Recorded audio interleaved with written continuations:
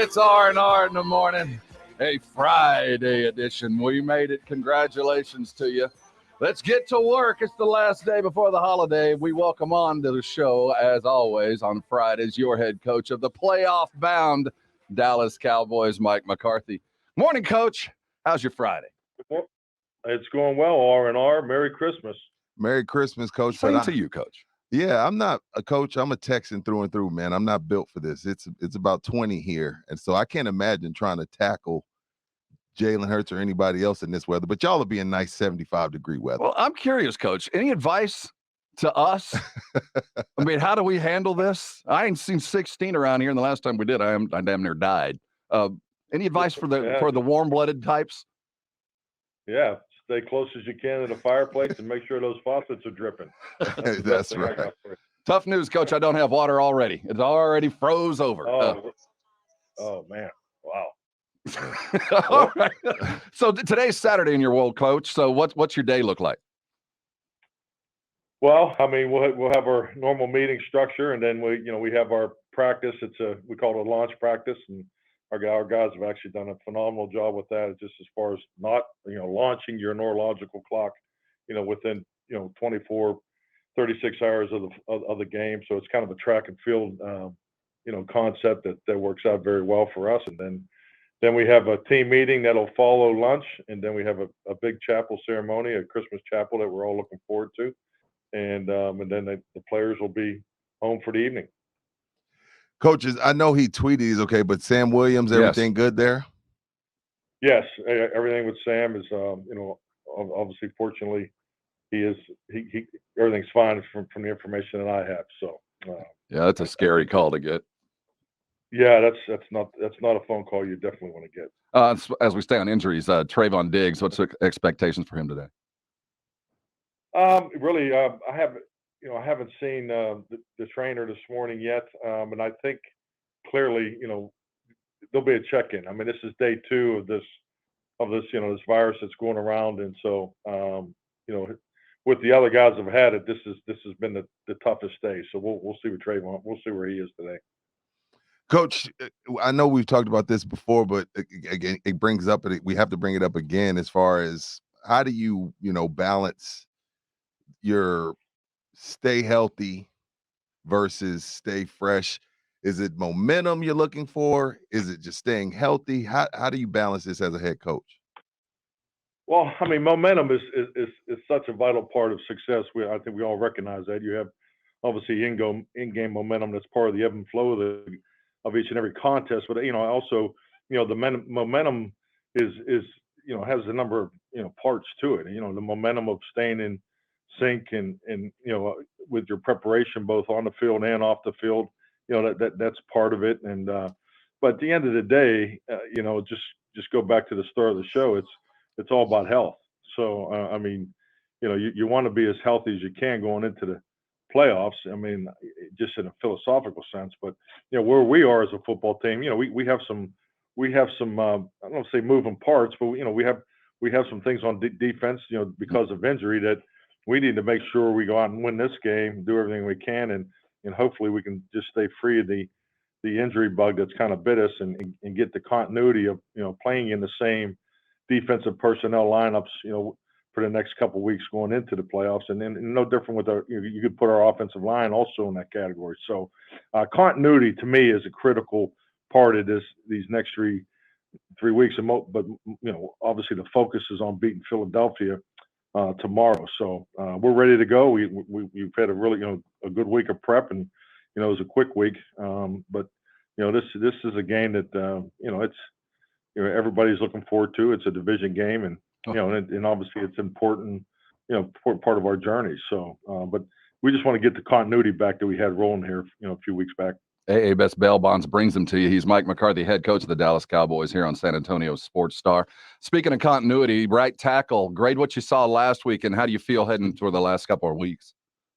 I feel good, just really kind of pivoting off of what I just talked about. Yeah. I mean, it's I thought Tyron did well, and Jason Peters had really good snaps over there, and excuse me, Josh Ball's been working there also, throughout the season. So feel really good about that.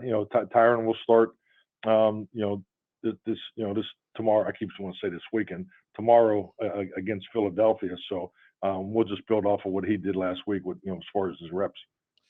Coach, in the flow of the game, whether it be Dan Quinn or Kellen Moore, the play comes through your headset.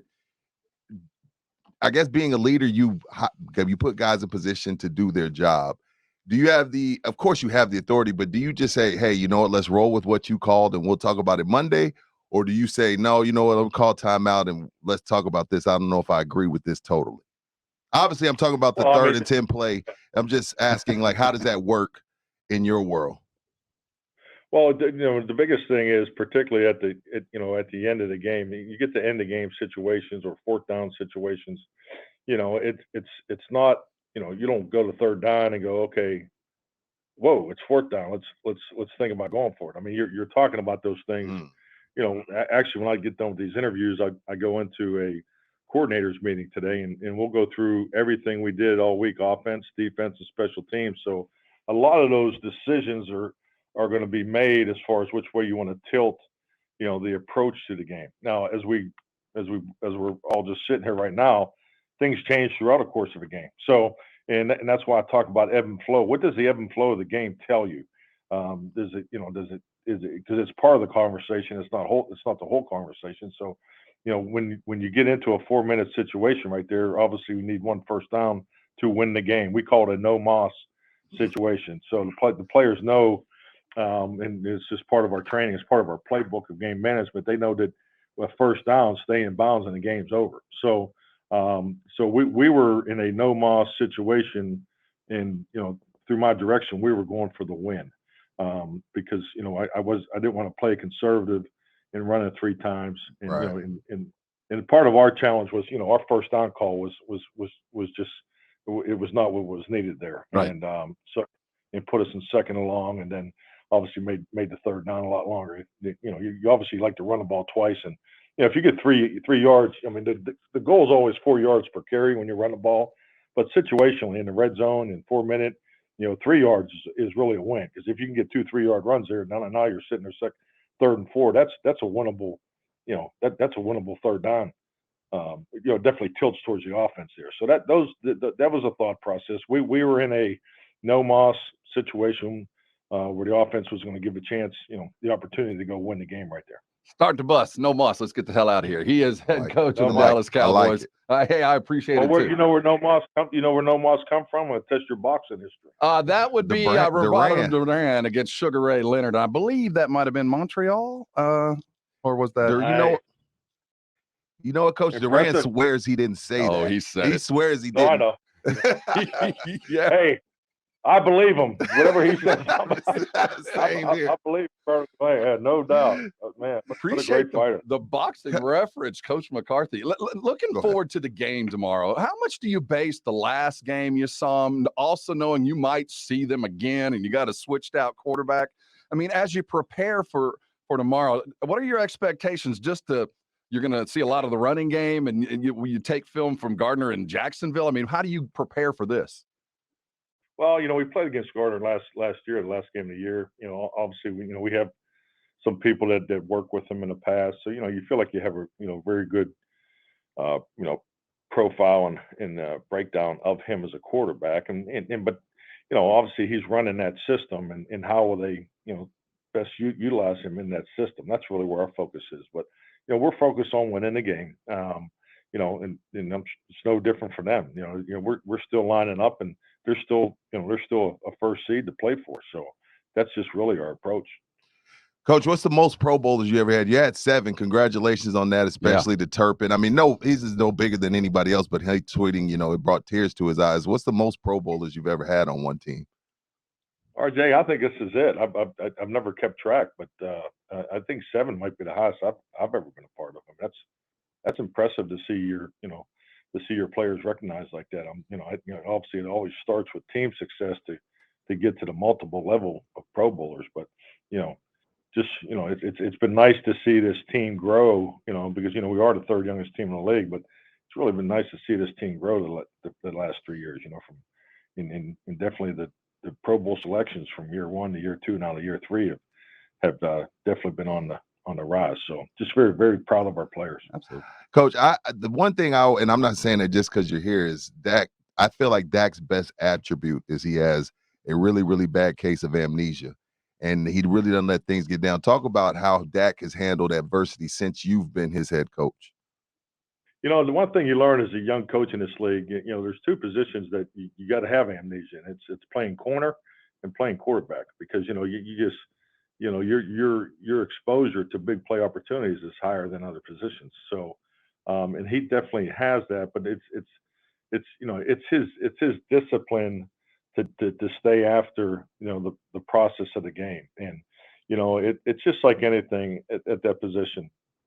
You always want to be on the edge of pushing it and making the tight throws, and because the reality of it, especially during a regular season, because everything I do in the back of my mind when I'm training a team is obviously to win the game, but I'm all about the postseason. I think there's you make throws during the course of the season that whether they work out or don't work out, that will help you in the postseason, and that's where you can't lose. Trust me, no one wants interceptions more than I do. I mean, I've been a quarterback coach in this league for 3 decades, and that was always the bottom line of the West Coast offense, and the interception percentage, all those things. Those are really at the forefront of the mind. But in the same breath, you have to make those throws during the course of the year, and that's where I think you can really get yourself in trouble when you have a great defense, you have really good special teams, you have a great run game, and then you kind of play a little closer to the vest and during the course of the year, and you win enough games, you get a nice playoff seed, but then now you get into the hot box of the postseason, and the quarterback has to make throws, and the guy on the other side of the field has more experience in making those throws than your guy. So you got to look in the mirror, because I experienced that in the early 90s. So I know what that feels like, and that's just something, as an offensive coordinator and as a head coach in this league, I've always, kept at the forefront of the quarterback training. Does it make it easier on those no-moss situations when you're already kind of in the playoffs to go ahead and make that call? Coach, he couldn't get out of here without asking something crazy. I got a little tidbit for you. I got my coaching nugget for you in just a sec. I'm just asking a question. I mean, you fall ass backwards. Get warmed up. It's coming, and so let's no risk it. Let's do it. I'm for this. Well, I mean, I hate to shoot you down here with some factual information, but I had no idea we were in the playoffs. Facts mean nothing to me, Coach. You had no idea he was in the playoffs. Okay, Coach. I had no idea we were in the playoffs at that time. Well, you felt imminent. We all kind of did. Now, Coach, this is for you. Imminent? Imminent. Imminent counts? Well, there's imminent and expectant. If you've ever done any kind of CPR, expectant also means a negative kind of thing. Last time you played the Eagles, you're either in or out. That's right. So this is my nugget for you. Last time you played them, Philly offered you 50% of their dropbacks were play action. How does that affect when Minshew comes in? Does that affect what your game, when you know that when you saw Jalen before, lots of play action, lots of pre-snap kind of stuff? Does that affect when Minshew comes in? Does that affect your defense, or does it even matter to you? No, I think the play action, obviously in normal down and distance, I don't think that part's going to change. Okay. But I think the quarterback, the called quarterback runs and some of the things, that Jalen's exceptional at. How much of those you're going to see? Are you just going to see it in situation, 3rd and long, or must have it plays, or are they going to do that throughout the normal D&D? So that's where I think the biggest adjustment. But I think the ability that one thing he you're talking about, his background is dropping back and throwing it. I mean, right? How he for Mike Leach, and they drop back and throw it more than anybody. So I mean, so he does have you do have to be conscientious of his experience level. Hey, Coach, we appreciate your time. Merry Christmas to you and all Coach. the fam. Good luck tomorrow, and as always, we bid you good health, and we'll talk to you in a couple weeks. Thank you. Merry Christmas, everyone. Merry Christmas, Coach. That is head coach Mike McCarthy of the playoff-bound Dallas Cowboys.